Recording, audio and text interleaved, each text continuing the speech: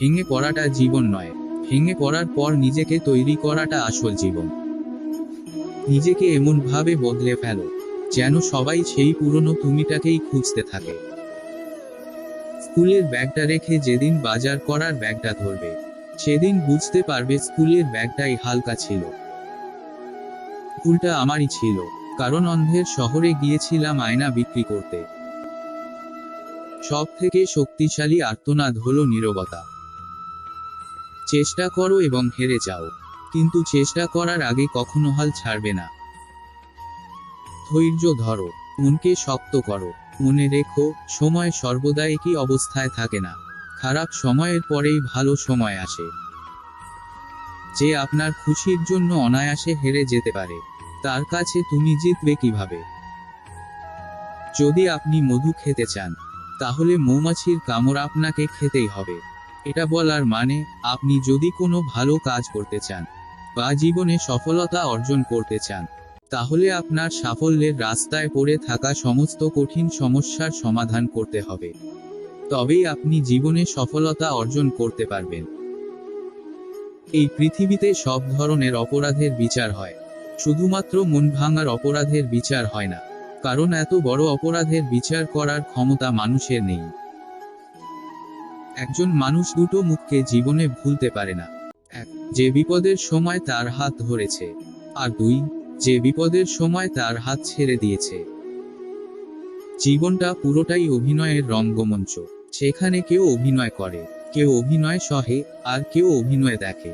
তবে সত্যটা হলো, সফল মানুষের মিথ্যে কথা সবাই শোনে, কিন্তু ব্যর্থ মানুষের সত্যি কথাটা কেউ শোনে না। সব ইচ্ছে কি আর পূরণ হয়? মাঝে মাঝে অপূর্ণতা নিয়েও বাঁচতে হয়। কিছু মানুষ পাওয়ার পর বোঝে না যে সে কি পেয়েছিল, অথচ হারিয়ে ফেলার পর ঠিকই উপলব্ধি করতে পারে সে কি হারালো। নিজের জীবনের লড়াইটা নিজেকেই লড়তে হবে। জ্ঞান অনেকেই দেবে, কিন্তু সঙ্গ কেউ দেবে না। অন্ধ ভালোবাসার গন্ধ বেশি, নকল ভালোবাসার সুবাস বেশি। সত্য প্রেমে রাগারাগি, নকল প্রেমে হাসাহাসি। বুঝবে যেদিন খুঁজবে তাকে, অবহেলায় হারালে যাকে। তুমি কোনো ভালো কাজ করো, কিংবা কারোর উপকার করো, লোকে তোমার সমালোচনা করবেই। সবসময় এটা মনে রাখবেন, আম গাছে ফল ধরে বলেই লোকে ঢিল মারে, শেওড়া গাছে কেউ ঢিল মারে না। খুশির খোঁজ করা বন্ধ করে দিয়েছি, কারণ খুশি খুঁজতে খুঁজতে নিজের বর্তমানকে হারিয়ে ফেলছি দিনে দিনে। বিশ্বাস এবং প্রতিশ্রুতি জীবনে কখনো ভাঙতে দিও না, কারণ এগুলো ভাঙার সময় কোনো শব্দ হয় না, কিন্তু অনেক ব্যথা হয়। ভিড়ের মধ্যে দাঁড়ানো সহজ, কিন্তু একা দাঁড়াতে সাহস লাগে। বসে কি চিন্তা করছো? এখনই ওঠো, আর তুমি যে মানুষটা হতে চাও তার জন্য নিজেকে প্রস্তুত করো।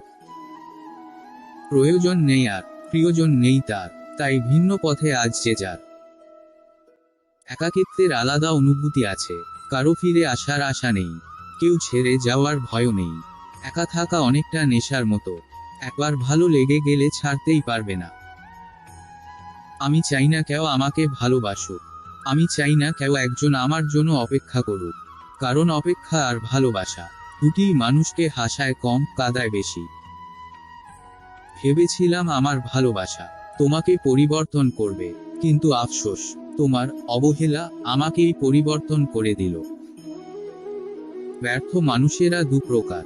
এক প্রকার হলো যারা কাজের চিন্তা করেছে কিন্তু কাজ করেনি, আরেক প্রকার হলো যারা কাজ করেছে কিন্তু চিন্তা করে তা করেনি।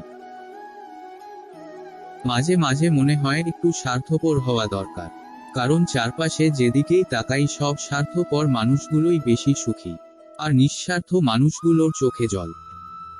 যখন বন্যা আসে তখন মাছেরা পিঁপড়েদের খায়, কিন্তু যখন জল শুকিয়ে যায় তখন পিঁপড়েরা মাছেদের খায়। জীবন সকলকেই সুযোগ দেয়, শুধু সেই মুহূর্তের জন্য অপেক্ষা করতে হয়। মৃত্যু শোক ভোলা যায় না বলে একটা ভুল কথা প্রচলিত আছে। সবচেয়ে সহজে যে শোক ভোলা যায় তার নামও হলো মৃত্যু শোক। সবচেয়ে তীব্র শোক হচ্ছে জীবিত মানুষ হারিয়ে যাওয়ার শোক। আমাকে যে যা বলে চুপচাপ শুনি, কারণ জবাব দেওয়ার অধিকার শুধু সময়কে দিয়ে রেখেছি। জীবনের লড়াইয়ে কিভাবে টিকে থাকতে হয় তার একটা গল্প বলি শুনুন। একদিন বনের ভেতরে এক হরিণীর সময় হলো সন্তান জন্ম দেওয়ার। তাই সে বনের ধারে গিয়ে সুন্দর একটি জায়গা খুঁজে বের করে নিল সন্তান জন্ম দেওয়ার জন্য। নদীর পাশে ঘাস জমিতে কিছুক্ষণ পর তার প্রসব যন্ত্রণা শুরু হলো। কিন্তু এই সময় হরিণীটির চারপাশে দেখা দিল নানা বিপদ। হরিণীটি যখন উপরে তাকালো, দেখল দুর্যোগের মেঘে আকাশ ছেয়ে আছে। সে তখন জঙ্গলের দিকে তাকালো, দেখল ঘন জঙ্গলে হঠাৎ দাবানল শুরু হয়েছে। এর মাঝে সে টের পেল তার সামনে এক ক্ষুধার্ত সিংহ তার দিকে এগিয়ে আসছে। আর পিছনে ফিরে দেখল এক শিকারী তার দিকে তীর নিশানা করে দাঁড়িয়ে আছে। সামনে একটা নদী আছে, কিন্তু নদীটাও ভীষণ খরস্রোতা। এখন সে কি করবে দিশেহারা হয়ে উঠেছে। দাবানল, নদীর স্রোত, ক্ষুধার্ত সিংহ আর নির্দয় শিকারী দিয়ে চারদিক ঘেরা আছে। আর প্রচণ্ড প্রসব যন্ত্রণায় হরিণীটি অস্থির হয়ে উঠেছে। হরিণীটি চুপচাপ কিছুক্ষণ চোখ বন্ধ করে ভাবতে লাগলো। তারপর সে সিদ্ধান্ত নিল সন্তান জন্ম দেওয়ার। বিপদ আপদ যা ঘটে ঘটুক, সে ভাগ্যের হাতে সবকিছু ছেড়ে দিল। এমন সময় সাথে সাথে কিছু ঘটনা ঘটল। কালো মেঘে ঢাকা আকাশে তুমুল ঝড় বৃষ্টি শুরু হলো। সেই সাথে প্রচণ্ড বজ্রপাতে শিকারীর চোখ অন্ধ হয়ে গেল। অন্ধ শিকারী তীর ছুঁড়ে দিল, সেই তীর হরিণীটির পাশ কেটে সিংহের মাথায় আঘাত করল। তুমুল বৃষ্টির জলে জঙ্গলের দাবানলের আগুন নিভে শান্ত হয়ে গেল। তারপর হরিণীটি একটি সুন্দর ও সুস্থ শাবকের জন্ম দিল। আমাদের জীবনেও এরকম কিছু সময় আসে, চারিদিক থেকে বিপদ, নিন্দা, হতাশা আর অসহযোগিতা আমাদের চেপে ধরে। কখনো কখনো এই খারাপ সময়কে এত শক্তিশালী মনে হয় যে আমরা পরিস্থিতির কাছে হার মেনে যাই, আত্মহত্যার কথাও চিন্তা করি। অথচ এই সমস্যা সমাধানের উপায় আমরা বের করতে পারি না। আত্মহত্যা কোনো সমস্যার সমাধান হয় ঠিকই, কিন্তু তার সাথে সাথে তোমার সুন্দর জীবনটার পরিসমাপ্তি ঘটে। তাই আপনাদের কাছে আমার বিশেষভাবে অনুরোধ, আপনাদের জীবনে যতই দুঃখ কষ্ট আসুক না কেন, দয়া করে আত্মহত্যার কথা চিন্তা করবেন না। কোনোদিন যদি পরিবার আর সমাজের উপর অতিষ্ঠ হয়ে পড়েন, তাহলে ওই পরিবার ও সমাজকে পরিত্যাগ করে কিছুদিনের জন্য হারিয়ে যান। কিছুদিনের পর ওই পরিবারে ও সমাজে ফিরে এসে দেখুন সবাই আপনাকে ক্ষমা করে দিয়েছে। সবাই আবার পরিবারের একজন বলে ভাবতে শুরু করেছে। তখন আবার পরিবারকে ওই সমাজকে ভালো লাগবে। কিন্তু যদি তুমি আত্মহত্যার পথ বেছে নিতে, তাহলে সমাজ তোমাকে ক্ষমা করলেও তোমার পরিবার, তোমার বাবা মা তোমাকে কোনোদিন ক্ষমা করতে পারত না।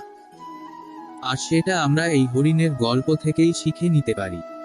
যখন হতাশা গ্রাস করে, তখন নিজের উপর বিশ্বাস রেখে জীবনের লক্ষ্যে স্থির থাকবেন। কখনো লক্ষ্য থেকে এক বিন্দু পিছু পা হবেন না। আপনার ভাগ্য একদিন ঠিক সহায় হবে।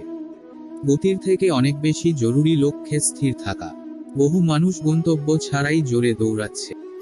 সব সময় এটা মনে রাখবেন, কাজের কারণে আমরা কখনো ক্লান্ত হয়ে পড়ি না। আমরা ক্লান্ত হয়ে পড়ি দুশ্চিন্তা, হতাশা আর বিরক্তির কারণে।